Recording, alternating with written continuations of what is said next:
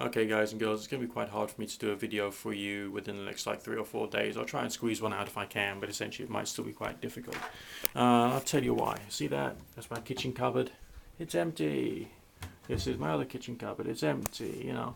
And so why am I showing you a couple of empty cupboards? Because like this whole thing, all the woodwork in here is going to be changed up. Now I don't tend to do things for the way it looks, you know. I don't care for appearances. I do care for health and hygiene, really. And the reason that this is all being changed up is because there's been a long-standing mold infection, or infestation, should I say, of the woodwork within this kitchen. It seems to be two different types. In the cupboards up here, it's like brown, fungusy type moldy stuff. And I discovered it a couple of years back when I started doing some steam cleaning in the back cupboard.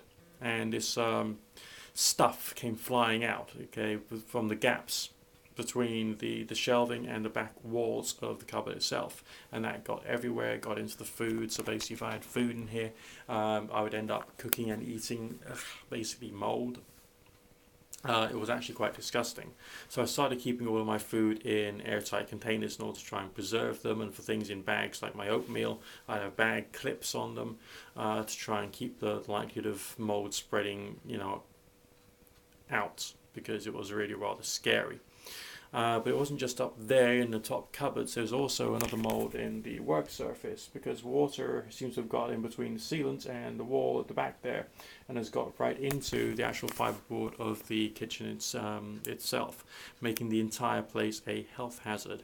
I mean, it was a couple of years ago when I started getting interested in steam cleaning and also ultraviolet ones, because I thought that would be a good way of trying to control the issues that's in this particular place at that time.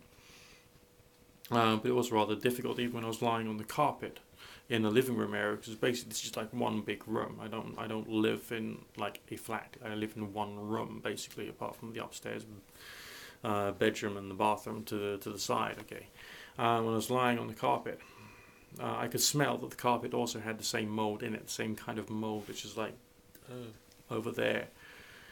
And so this whole place has become a bit of a health hazard. So if we remove the cause of the mold spreading, then we keep everything else nice and clean, then everything will be healthier. There'll be less of a risk of this stuff spreading around.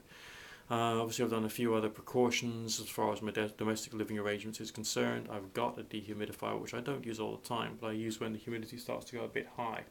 Right now the humidity is going up.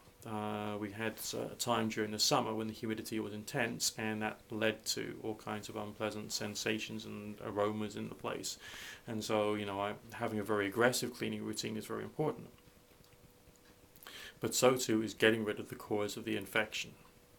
Alright, so it's been interesting, but now it's a question of like create change, and change is as good as a rest and all that kind of stuff, and to stop it from being like a really, really tragic place to live.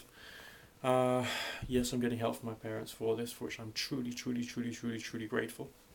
And when it's all done, I will be able to cook and eat a meal with confidence, rather than thinking, oh my god, has something got into this stuff, you know, and it'll be easier to clean, and everything will be wonderful. Absolutely wonderful. So that's just giving you my detailed reasoning for why I'm not going to be as easily accessible during the next couple of days as far as this one particular YouTube channel is concerned. Speak to you soon.